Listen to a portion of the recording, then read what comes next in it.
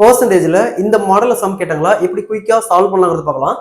The difference between 73% of a number and 58% of a same number is 960.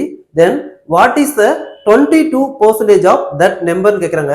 அதாவது இதுக்கு ரெண்டுக்கான டிஃபரன்ஸ்னா minus 73ல 58 போயிடுச்சுன்னா 15% of numbers equal to 960. அப்போ n equal to 960. இந்த 15 இங்க வந்துச்சுன்னா கீழே வரும். அப்போ 15%க்கு இன்ட்டு 100. இதை சால்வ் பண்ணோமா டோட்டலா 6400.